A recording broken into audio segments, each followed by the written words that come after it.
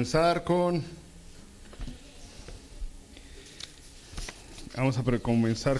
hoy es domingo de preguntas y respuestas. Así que hay oportunidad para todos, todo el que quiera, todo el valiente que se atreva, ya sea por papelitos, pueden pasar ese micrófono y entonces preguntar, hacer sus preguntas. Y también pueden preguntar a través de las redes sociales. Entonces, de eso se trata hoy, domingo de preguntas y respuestas. ¿Ok? Así que si alguien pregunta en las redes sociales, tenemos gente encargada que se da cuenta. Y si alguien se para en ese micrófono, entonces pregunta. Si no vemos a nadie parado en el micrófono, quiere decir que no preguntan. ¿Ok? Entonces no espera que el pastor se calle porque... Gracias, bro. Porque no hay chance, ¿no? Si uno se calla. Está bueno, brothers. Pero mientras hago aquí unas preguntitas, acuérdese, si tiene preguntas, párese y pregunte. Muy bien, aquí tenemos estas preguntitas. Vamos a darle a la más cortita primero. Y la más cortita dice si los dinosaurios están en la Biblia.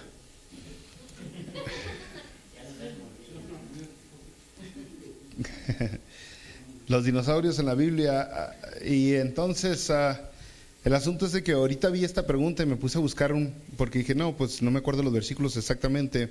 El que se me vino a la mente luego de los dinosaurios en la Biblia fue en Apocalipsis, cuando habla del gran dragón. La palabra el gran dragón es la palabra que se usaba, o el dragón, perdón, la palabra dragón es la que se usa desde la antigüedad para escribir a ciertos animales gigantes que no tenían otra manera de escribirlas. ¿Ok? Una bestia gigante. Pero si nos vamos a Job menciona a varios animales que no se sabe qué son, como Levitán, y está aquí lo escribí, el Behemoth de Job, y habla de estas criaturas enormes y nadie sabe cómo eran, ¿verdad? Nadie sabe cómo eran. Y podríamos extendernos ahí mismo en Jonás. ¿Se acuerdan de Jonás? A Jonás se lo tragó un gran pez y lógicamente si hubiera sido una ballena, pues lo hubiera digerido, porque era Jonás, no era Pinocho. Entonces las ballenas, si se tragan algo, lo digieren. Entonces está hablando de alguna bestia más grande que una ballena, ¿verdad? Más grande y la Biblia no dice ballena, dice pez. Entonces en esos puntos, si le hago justicia a la pregunta, esos serían los dinosaurios de la Biblia. La palabra dinosaurio no está, porque acuérdense que fue inventada a finales del siglo XX. Entonces es una palabra sacada del latín que significa lagarto malo, o el temible lagarto, algo así, ¿verdad? Ok, hermanos, ¿está bueno? Eso es todo. Sigamos con la próxima pregunta. Muy bien. Y esta es la pregunta de la voluntad de Dios. La voluntad de Dios es que es la voluntad de Dios que la gente se enferme.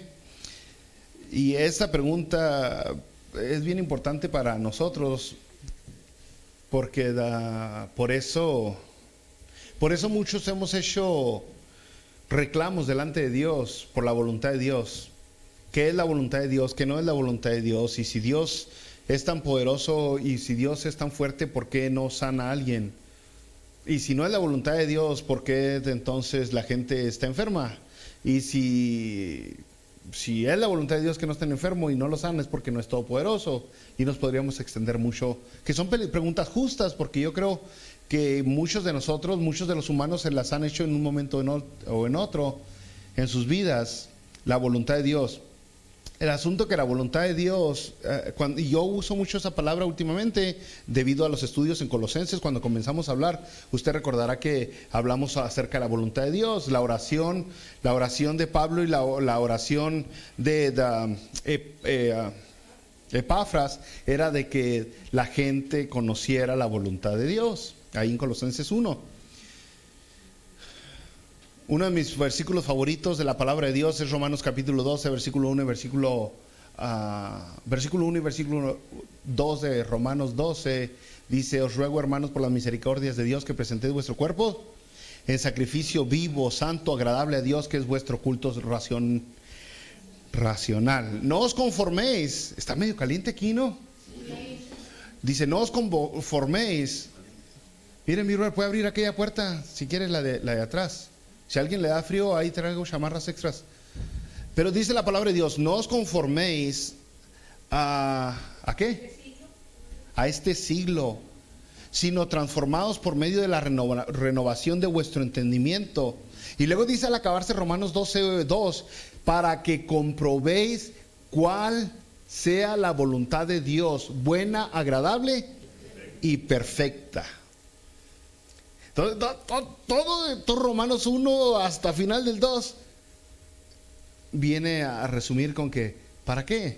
¿Para qué te vas a entregar en sacrificio vivo, santo, agradable a Dios? Para que compruebes cuál es la voluntad de Dios, buena, agradable y perfecta. Entonces, ahí está el asunto, la voluntad de Dios. Cuando hablo de la voluntad de Dios, cuando la Biblia habla de la voluntad de Dios, se podría definir en dos características de la voluntad de Dios. Primero, la voluntad de Dios con respecto a su soberanía. Dios es soberano, la voluntad de Dios. O sea, Dios es soberano, quiere decir que no necesita de nadie, ni cuenta con nadie, ni depende de nadie, ni le pide opinión a nadie para hacer lo que le da la gana que quiere hacer. Y puede hacer lo que quiere hacer. Eso es soberano, ¿no? La voluntad de Dios en su soberanía, entonces vendría a ser que Dios puede hacer todo lo que quiere hacer. Volviendo a Efesios capítulo 1, dice: en él asimismo tuvimos, versículo 11 de Efesios, en él asimismo tuvimos herencia, habiendo sido predestinados conforme al propósito del que hace todas las cosas según el designio de su voluntad. Y ahí está viendo a Dios en la predestinación, Dios haciendo conforme a su voluntad, Dios conforme a su soberanía. Mateo 10:20 algo, está hablando, dice: no se venden dos pajaritos por tanta feria y tanto por esto, dice, y aún así, si Dios quiere, dice, ni uno de estos pajaritos cae al suelo sin la voluntad de Dios. Está hablando usted de pajaritos chiquititos, ¿no? Dice: si la voluntad de Dios no es, ni uno de ellos cae al suelo. Estamos viendo la voluntad de Dios en la soberanía, la soberanía de Dios. Y también en Proverbios habla de las suertes. Habla de que las suertes se echan, pero Dios es el que elige qué suerte cae. ¿Se acuerda? En Hechos capítulo 1 echaron suertes para encontrar el reemplazo de Judas. La soberanía de Dios, su voluntad de Dios. Pero no es la única manera de describir la voluntad de Dios. Cuando hablamos de la voluntad de Dios, estamos hablando de la voluntad de Dios con respecto a lo que Dios permite que el humano interactúe, tenga que ver. O sea, Dios permite en su voluntad que entre nuestra voluntad. No sé si me explico. Llega hasta cierto momento donde Dios dice: ok, mi voluntad es dejarte decidir. Dejarte decidir. Y dejarte decidir quiere decir que entonces no vas a hacer lo que yo quiera siempre, al menos de que tú decidas hacerlo. Te pudiera obligar y ya no serías libre, ¿no? La voluntad de Dios está dejarte decidir, y así tú gozas de las consecuencias o sufres de ellas. Y esto es lo que pasó con la humanidad. Cuando Dios usó a la humanidad, la voluntad de Dios se puede ver asombrosa. Dio todo para la humanidad, dio todas las bendiciones, y ahora decidan, les dijo. Ahí están las riendas de su vida. El humano se suponía que debería haber agarrado las riendas de su vida y haberle dicho a Dios: ten, Señor, aquí están las riendas de mi vida, tú dirígeme, tú controlas mi vida, yo voy a hacer lo que tú quieras. Pero el humano hizo lo que le da la gana, y por lo tanto sufre de las consecuencias. Y es lo que vemos ahorita, ¿no? El humano sufre de las consecuencias. Y esa es Ok, ¿cómo conciliamos las dos voluntades de Dios, se pudiera decir, no? Ahí en 2 de Pedro, el capítulo 3, versículo 9, 2 de Pedro 3, 9, dice que Dios no retarda, y eso es lo malo, abrir la puerta, ¿no? Que pasan los carros. Pero 2 de Pedro 3, 9 dice, Dios no retrasa su promesa como algunos la tienen por tardanza, sino que Él es fiel, dice. Y luego dice, no queriendo que ninguno se pierda, sino que todos procedan al arrepentimiento. Esa es la voluntad de Dios, fíjese, ahí la estamos viendo. Dios no quiere que ninguno se pierda, según 2 de Pedro 3:9, sino que todos procedan al arrepentimiento. Si vamos a Mateo, no se le quita esa idea, ¿no? De la voluntad de Dios. La voluntad de Dios no quiere que ninguno se pierda, sino que todos procedan al arrepentimiento. Mateo capítulo 7, versículo 21.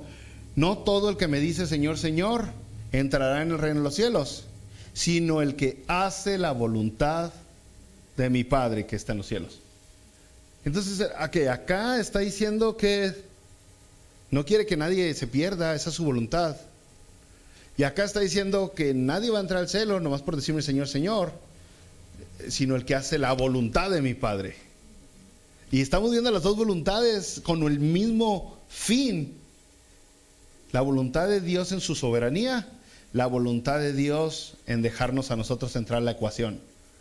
Y algunas personas dirían, no, pero qué onda, pero... y ese es el asunto, ¿no? Que Dios nos da todas las oportunidades, nos da todas las llamadas de atención. Gracias a Dios es que nosotros, siquiera se nos ocurre venir a sus pies y querer mejorar nuestras vidas. Gracias a Dios. Pero depende de nosotros si lo hacemos o no. ¿Ok? Depende de nosotros. Pero la voluntad de Dios es que lo hagamos, pero la voluntad de Dios es que usted decida hacerlo. Entonces, y ese asunto, mire, por ejemplo, en 1 Tesalonicenses 4:3, dice, pues la voluntad de Dios es vuestra santificación. La voluntad de Dios es que os apartéis de fornicación. Esa es la voluntad de Dios. Pero ¿cuántas personas la van a hacer? Seguimos las dos, ¿no? ¿Cuántos obedecen? 1 Tesalonicenses 1:8 dice, dad gracias en todo porque esta es la voluntad de Dios. ¿Cuántas personas lo hacen, no? ¿Cuántas personas? Y está diciendo claramente la voluntad de Dios, porque entra dentro de la ecuación de la voluntad de Dios con respecto al humano, entra el humano. Entra el humano. Y entonces, por un lado vemos la soberanía de Dios, y por otro lado vemos nuestro dolor al sufrir de las consecuencias de nuestras malas o de las malas decisiones de alguien. ¿Ok? Pero otra vez, es asombroso porque ¿cuánto conocemos? Supongamos así, déjame se la pongo así. Debido a que Dios hace su voluntad, dándonos a nosotros la opción de hacer su voluntad, podemos nosotros conocer mucho de Dios, que de otra manera no conoceríamos de Dios. Si Dios, por decir, gracias a que Dios nos deja a nosotros hacer su voluntad, si queremos, podemos entender que Dios es gracia. Porque aunque no hemos hecho siempre su voluntad, Él nos da oportunidad tras oportunidades. Un Dios de chanzas y chanzas. Podemos entender que Dios es misericordia. ¿Cuántas veces hemos hecho lo opuesto a la voluntad de Dios? Y aún así Él nos da otra oportunidad. Podemos conocer la paciencia de Dios. La paciencia de Dios. ¿Cuántas veces Dios nos da oportunidades con el mismo asunto, con el mismo problema, con la misma situación? La paciencia de Dios, gracias a que en la voluntad de Dios está en que nosotros queramos hacer su voluntad. Y podríamos rascarle a mucho, ¿no? Y conocemos tantas cosas de Dios, que si fuéramos obligados a hacer la voluntad de Dios, si fuéramos obligados, o sea, o lo haces, no conoceríamos el amor de Dios, no conoceríamos la gracia de Dios, no conoceríamos la paciencia, la misericordia, la generosidad, no conoceríamos muchas de las características de Dios. ¿Sí me entiendes lo que le digo o no? O sea, ¿qué es lo que cantamos? Ahorita cantó el brother, creo que fue el último, penúltimo canto. Tú eres bueno, tú eres bueno. ¿Cómo era? Eres santo, tú eres santo, tú eres santo. ¿Cómo sabríamos que Dios es santo si todos fuéramos santos? ¿Cómo? ¿Cómo se distinguiría entre todos si todos lo somos? El asunto es de que Dios nos hace, y en medio de nuestros errores podemos ver qué tan amoroso es Él, qué tan precioso es Él. ¿Para qué necesita usted un Dios perdonador si nunca la riega, si nunca comete errores? ¿De qué le serviría? Pues no le hace, no me ayudes. Entonces podemos ver mucho eso. Entonces usted puede ver que hay una intención todavía más poderosa al darse a conocer Dios hacia la humanidad, gracias a que entramos nosotros a la ecuación. No sé si me entienda, pero si no, ya ahí está el micrófono, puede preguntar. ¿Qué? Entonces, por un lado vemos al Dios soberano y por otro lado vemos al dolor del humano, ¿no? Y ese Dios soberano en Hebreos 4, versículo 15 dice que tenemos un sumo sacerdote que pueda compadecerse de nosotros. Fue tentado en todo, pero sin pecado. Ese sumo sacerdote es el que nos entiende, nos comprende. ¿Cómo lo hace? Pues porque su voluntad principal es que nosotros lo conozcamos, que lo conozcas a Él, al único Dios verdadero, dice la palabra de Dios. Que lo conozcas a Él. Y luego al final, con este asunto de la enfermedad, ¿no era? La voluntad de Dios, que la gente se enferme. Al final este es el asunto que le digo dentro de la voluntad de Dios, porque yo creo que muchas personas todavía ponemos nuestros ojos, valoramos este mundo tanto que creemos que es lo más excelente que va a existir. Y está bueno el mundo, está bueno. ¿Cuántos de ustedes ya se quieren ir de este mundo? Tenemos 2 voluntarios allá. Tenemos 3. Ok, 3, 4. Ok. Usted también. Apenas le están dando retiro y ya se quiere. Bueno, el asunto es que es este. Este es el... Ya se nos cierra la puerta, que ya se nos salió uno. Este es el asunto, brothers. La voluntad de Dios. Fíjese cómo trabaja la voluntad de Dios. Ya le dije lo que obra que nosotros entremos en la ecuación. Las consecuencias que tiene que ver que la humanidad entre en la ecuación. O sea, muchas personas ahorita sufren de asma y vea la contaminación que hemos generado los humanos, la voluntad de los humanos. Muchas personas sufren de cáncer, todo tipo de cáncer size, por el tipo de comida que comemos, por el tipo de perfumes que usamos, por los talquitos que usamos. Todas esas cosas, todos esos traen cáncer en la gente. Entonces estamos sufriendo las consecuencias. Pero aguánteme tantito, ¿ok? Allá en el Éxodo, capítulo 1, versículo 21, más o menos, llega un momento donde el pueblo de Israel está en Egipto y pasan mucho tiempo en Egipto bien chévere. Se la pasan bien chidote en Egipto, están a sus anchas. Pero ya en Éxodo capítulo 1, versículo 21, la gente empieza a llorar: ay, Señor, sácanos de aquí, porque nos tratan como esclavos, porque nos maltratan, me abusan, son injustos. ¿Ok? Pasa mucho tiempo llorando la gente: sácanos. La gente se quería salir de Egipto, los israelitas. ¿Okay? La voluntad de Dios fue desde un principio que los israelitas llegaran a la tierra prometida. ¿Ok? Si en Egipto no hubieran sido abusados los israelitas como lo fueron, si hubieran querido salir de Egipto, no. Y la gente dice: pero Dios, tú eres bueno y generoso, ¿por qué me va tan mal a mí en este lugar? ¿No será que Dios te quiera sacar de ahí? ¿No será que Dios te esté sacando de ahí, está haciendo algo? O sea, está usando las circunstancias. Muchas veces la gente que está metida ahí no puede ver.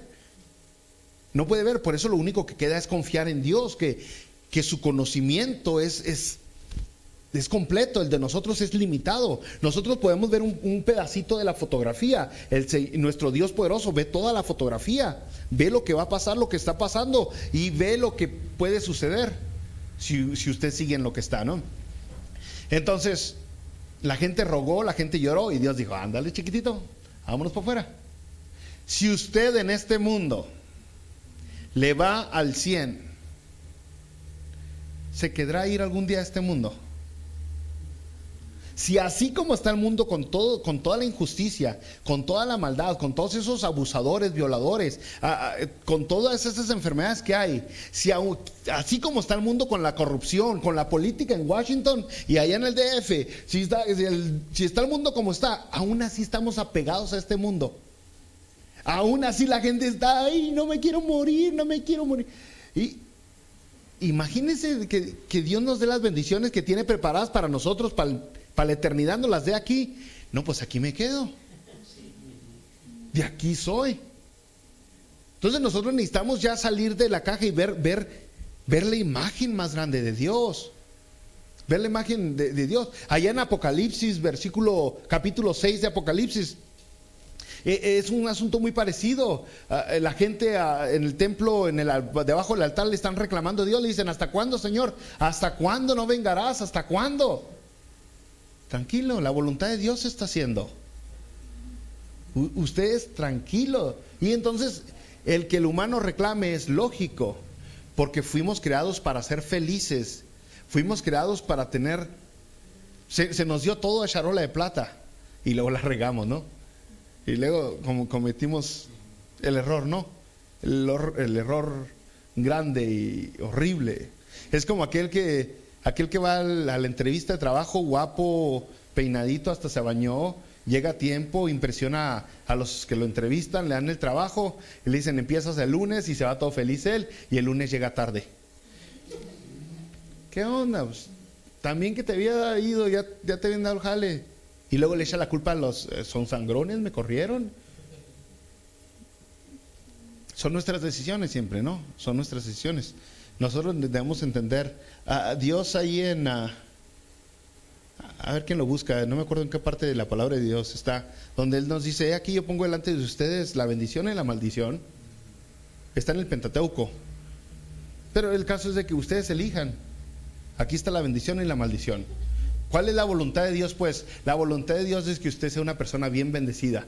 Si la voluntad de Dios es de que usted sea feliz, la voluntad de Dios es de que usted se pase una eternidad con Él, que usted disfrute a su familia, que usted disfrute a su esposa, a sus hijos. Es la voluntad de Dios de que usted sea una persona completa, entera. Por eso una de las palabras que muchos se repiten en la Biblia es la palabra bienaventurado. Esa palabra bienaventurado, la traducción más a nuestro tiempo es feliz. Ahí Salmo capítulo 1 versículo 1 dice: bienaventurado el varón que no anduvo en consejo de malos, ni en silla de escarnecedores se ha sentado. Feliz es el que hace eso, ¿verdad? Sino que en Jehová está su delicia, y en su ley medita de día y de noche. Será como árbol plantado. Vean nomás las bendiciones. ¿Para quién? ¿Para quién es esa voluntad?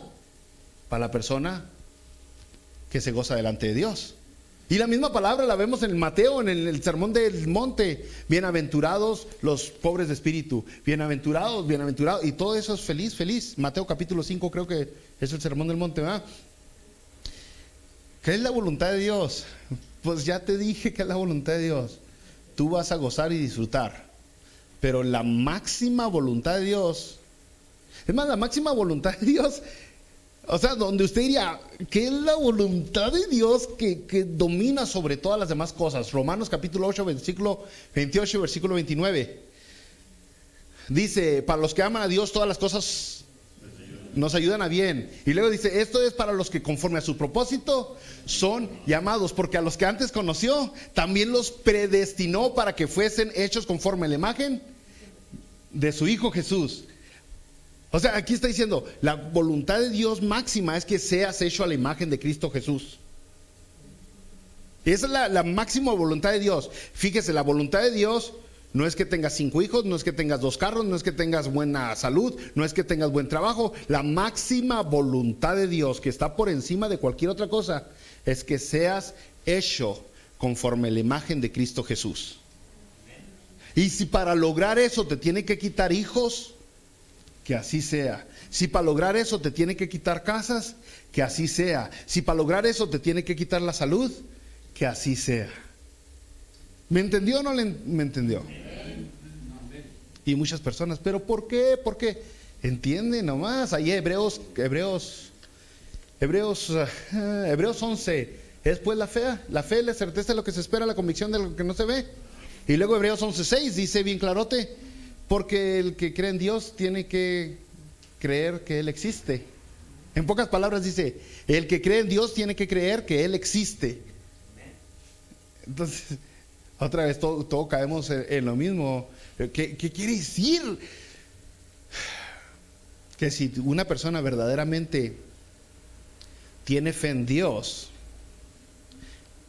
creer que Dios existe no está diciendo que hay algún ser trascendente por ahí. No, cuando de Hebreos 11:6 dice tiene que creer que Dios existe, está diciendo que es omnipotente, omnipresente, omnisciente, ¿qué más es Dios? Soberano, amor. Ya se les olvidó, y eso, hermanos, les dimos justicia, misericordioso, eterno. Exactamente. Entonces eso es lo que está diciendo, tienes que conocer. Entonces, si yo creo que Dios hay, que Dios existe, como dice Reina Valera 1960, Hebreos 11:6, si yo creo que Dios existe, voy a entender que Él toma las decisiones mejores para mi vida. Y puede ser que me esté yendo como en feria ahorita, y me ha ido como en feria, y a ustedes también les ha ido como en feria, pero aún así sigo parado en la roca, porque Él es el que puede ver toda la imagen, yo no. O sea, me agarro de la profecía, la promesa de Jeremías 11:28, dice que los planes para Jehová, léanlo, búscalo, ¿para qué tenemos Biblia? ¿Cómo? ¿Quién lo tiene? Jeremías 11:28, 11:29, hermana, léalo, ¿o qué? No, yo el que digo es Jeremías 11:29 es... Rápido, se me cruzaron los cables, acuérdense que ya está, ya uno empieza... ¿Quién lo tiene primero? Y hay un micrófono ya. Párese, hermana. Al micrófono. Y tiene Biblia bilingüe, por si no entienden una.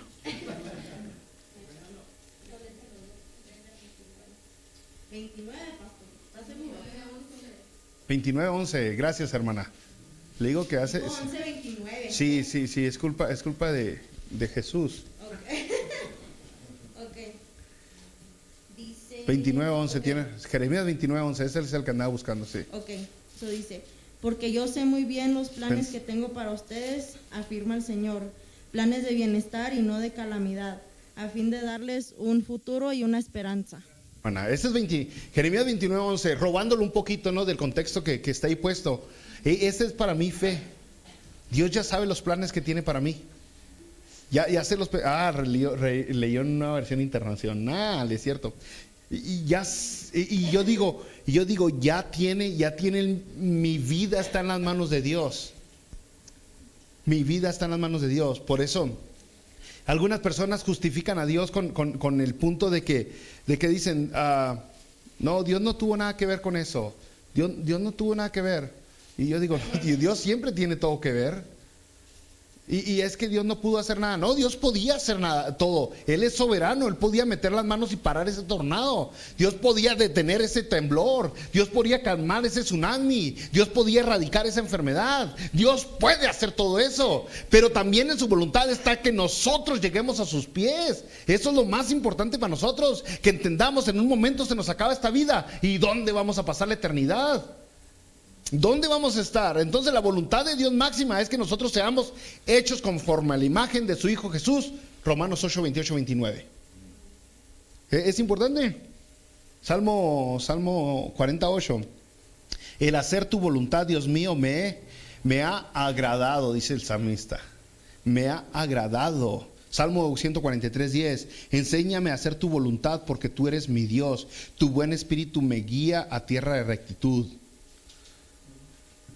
La oración del Padre Nuestro ahí en Mateo 6, que dice, hágase tu voluntad aquí. Exactamente. Esa es la oración que nosotros hicimos. Pero ahora ahí está el rollo, ¿no? ¿La voluntad de quién estás buscando verdaderamente? ¿La voluntad tuya o la voluntad de Dios? La voluntad tuya o la voluntad de Dios. Ahorita dijo el bro Elías, lo escuché, dijo que ya estuviéramos fulminados. Sí, si yo fuera Dios ya los hubiera eliminado a todos ustedes. Están bien ahorita. Y si usted fuera Dios ya me hubiera culminado desde hace mucho tiempo. Pero ¿cuál es la voluntad la que estamos usando? ¿La mía o la de Dios? No le estoy diciendo que es fácil hacer la voluntad de Dios siempre. No, muchas veces, oiga, Abraham le pidió que sacrificara a su hijo. ¿Quién va a decir que es fácil? Para después él mismo venir a sacrificar a su hijo por nosotros. Y Jesucristo un momento antes de ser sacrificado dijo: Padre, si es posible que pase de mí esta copa, pero hágase tu voluntad. No siempre es hacer la voluntad de Dios fácil, a veces es muy difícil. Pero otra vez, ¿verdaderamente has confiado en Dios? ¿Verdaderamente crees que Dios sabe todas las cosas y tiene algo bueno para ti? ¿O tú nomás te acercaste a Dios para ver qué bendiciones te da aquí en la tierra? Como ahorita cantábamos ahí cuando estábamos en la oficina con los que estaban, con los que estábamos platicando en mi oficina, estábamos la canción que se cantaba antes en las iglesias, la ofrenda es del Señor. Si tú das un centavo, el Señor te da dos. Y ay, sí, que me dé dos. Si funcionara así, ¿no? Y todo el mundo, pues si es así, ofrendo. Es una inversión monetaria, ¿no? Y ese es el asunto, que mi chavo, ¿no? Si tú das un centavo, ayudas al ministerio a que continúe. Si tú das un centavo, podemos pagar la luz, el agua, la renta. Si das un centavo, a lo mejor podemos apoyar a un ministerio en otro estado, en otro país. Pero nada te garantiza, solamente Dios te puede decir si te lo va a regresar. Y lógicamente sí, Dios nos da fuerzas para trabajar, nos da oportunidad, Dios nos da habilidades, Dios nos da gracia delante de los patrones, y eso es lo que vemos, que la palabra de Dios se cumpla. Pero no podemos generalizar, porque eso no es para todos. Hay muchos cristianos que están sufriendo ahorita hambre, que están pasando tiempos duros. Muchos cristianos. Hay muchos cristianos en barrios bien pobres de nuestros países, México, El Salvador, Brasil, que muchos de ellos son pepenadores, viven pepenando basura, pero están más bendecidos que muchas personas aquí en Estados Unidos. Disfrutan la vida mucho más de lo que muchos que tienen aquí carros y casas la pueden disfrutar. ¿Por qué? Porque la bendición verdadera la tienen. Entonces, por eso le digo, la voluntad de Dios no es la misma que nosotros. Si no se paran, les sigo, Ahora, con respecto a la voluntad de Dios, es que es un tema largo, bro. Bueno, ya nomás acabo tantito. Conforme a la voluntad de Dios entra la oración, ¿verdad? La oración. Pues si ya me conocen, ¿para qué me preguntan? La oración y la voluntad de Dios. ¿Qué onda? Pues es que es lo mismo, pero todavía más como dijo la hermana Vanessa, con asteroides.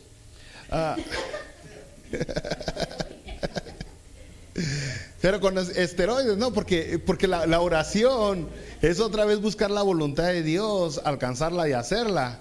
Porque otra vez fíjese cómo entra el ser humano a la ecuación. La voluntad de Dios era que dejara de llover en la tierra por 3 años y medio, pero no sucedió hasta que Elías no levantó las manos y clamó a Dios y alcanzó a través de la oración la voluntad de Dios. Y después la voluntad de Dios fue que volviera a llover en la tierra, pero no sucedió hasta que Elías no se levantó en oración y extendió con la oración como la mano hasta el cielo y trajo la bendición a la tierra. La voluntad de Dios era que el sol se detuviera delante de Josué cuando estaba peleando contra sus enemigos, pero no se detuvo el sol hasta que Josué no oró y no se entregó a Dios. ¿Me entiende lo que le estoy diciendo? La oración es poderosa, pero para que usted sepa la voluntad de Dios, necesita tener una verdadera relación íntima, completa, entera, diaria con Dios. Si no, no sabe la gente. Y la gente me dice, pues yo oro y no me contesta Dios. Ya te contestó, pero como no eres sensible a su voz, no has escuchado que te dijo que no. Ese es el problema, ¿no? Entonces, con la oración fue que mientras Moisés oraba, el pueblo de Dios ganaba, y cuando Moisés se cansaba, el pueblo de Dios perdía. Con la oración fue que Elías resucitó a aquel muchacho. Con la oración fue que Jesucristo resucitó a Lázaro. Jesucristo resucitó, le volvió la vida a Nicodemo. Con la oración es de que multiplicó los panes y los peces. Hay poder en la oración. Con la oración fue que Pablo pudo resucitar a aquel joven con feo nombre. Hay poder en la oración. Pero muchas personas ignoran la voluntad de Dios, perdón, la oración, porque no conocen la voluntad de Dios. Y por eso le hacen el fuche a la oración. Pues nada, y entonces no entienden que para tener una relación con Dios necesitas orar. ¿Ok? Para obtener la voluntad de Dios en tu vida necesitas orar. Y muchas personas, más o menos cuántas docenas vienen a las reuniones de oración los martes? Y entonces la oración es poderosa, ¿no? Y luego viene el asunto de sujetarse a la voluntad de Dios. Sujetarse a la voluntad de Dios. Para algunos, a lo mejor para Pablo no era. ¿Para quién va a ser cómodo tener un aguijón?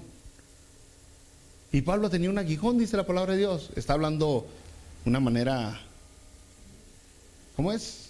Simbólica. Pero Pablo se sujetó a la voluntad de Dios. O sea, hay veces, y sin guardar ningún reproche delante de Dios. Yo me sujeto, Dios, tú eres todo soberano. Yo pienso que debería ser diferente, pero en realidad yo sé que tú eres el que más sabe. Yo entiendo que tú conoces. Ya ve que algunos dicen que Pedro guardó rencor. No sé cuántos de ustedes se acuerdan. ¿Por qué Pedro negó a Jesucristo 3 veces? Si lee unas páginas atrás, pues Jesús le había sanado la suegra. Entonces dice, ¿con qué eso? Nomás era para que se despertaran ese chiste, bros. El caso es que la voluntad de Dios siempre es importante. Ahora, ¿cómo conozco la voluntad de Dios? Teniendo una relación con Dios. Teniendo una relación con Dios. Las personas no leen la Biblia, ya tienen 20 años en la iglesia y no se me sabe ningún versículo de memoria. Y luego, y no le estoy diciendo por uno, lo estoy diciendo por varios. La voluntad de Dios es bien importante. O sea, por eso mucha gente abusa. Los versículos que se sabe de memoria son aquellos versículos convenencieros, ¿no? Filipenses 4:13, todo lo puedo en Cristo que me fortalece. Sí. Mateo 6:33, buscad primeramente el reino de Dios y su justicia y todas las demás vendrán por añadidura. Y qué suave, ¿verdad? Y los usamos fuera de contexto estos versículos. Entonces, hay otros versículos a lo mejor más poderosos que le pueden tener más efecto en su vida, como ese que dice, en mi nombre tendréis aflicción. Y luego pues Dios es bien buena onda, dice, pero confiad, yo he vencido al mundo. Y se me hace que ya me pasé de tiempo. Bueno, pero ya que nadie se paró, vamos a orar, porque no los quiero durar mucho, hacer durar mucho. Usted acuérdese, la voluntad de Dios es buena, es asombrosa. Él es Dios, nosotros no somos. Él no es un genio de la lámpara, es Dios. Nosotros vinimos a Él para servirle a Él, no para que Él nos sirva a nosotros. Él sigue siendo Señor. No, espéreme tantito. Al comenzar casi todas las cartas, si usted se fija, nomás un segundo, si usted se fija, muchas de las cartas cuando comienzan, dicen, por ejemplo, Pablo, siervo de Jesucristo, a Santiago, siervo de Jesucristo. Comienzan así, siervo de Jesucristo. Es importante entender eso, cómo se conocían, cómo se identifican las personas que tienen una verdadera relación con Dios. Se identifican como siervos, según Reina Valera 1960. Es una traducción un poco livianita, porque la palabra ahí es otra vez doulos, que significa esclavos. Dice Pablo, esclavo de Jesucristo. esclavo de Jesucristo. No dice Jesucristo esclavo de Pablo, ¿verdad? Jesucristo no es esclavo ni de ningún carpintero, de nadie. Él es el Señor, es el jefe. Entonces, esa es la idea, que usted viene a los pies de Jesucristo para ser su esclavo. A ver, mastique esa idea, de eso se trata, entregar al 100% nuestra vida a nuestro Señor y Salvador. Ahora sí oramos. Padre, gracias por este tiempo que aquí tenemos, hemos platicado, hemos disfrutado de un par de preguntas en esta noche. Señor, tu voluntad no siempre es fácil para nosotros. No es fácil aceptarla muchas veces, no es fácil hacerla muchas veces, pero aún así nosotros que tenemos verdaderamente fe en ti, reconocemos que tú sabes mucho más de lo que nosotros nos podemos imaginar y comprender. Que viendo nuestras vidas nos damos cuenta que tú nunca nos has fallado ni nos vas a fallar. Entendemos que el propósito principal, la voluntad más grande que tienes para nosotros es llegar a ser a la imagen de tu Hijo Jesucristo. Y por eso, Padre, te rogamos de que, como te dijo aquel padre de familia, aumenta nuestra fe. Así te pedimos nosotros. Aumenta la fe. Ayúdanos a verdadera y completamente entregarnos a ti delante de tu presencia, no a medias, sino entregarnos sin reservas, sin reproches, entregarnos a ti y dejar que tú seas el verdadero Señor de nuestras vidas. En el nombre de nuestro Señor y Salvador Jesucristo. Amén.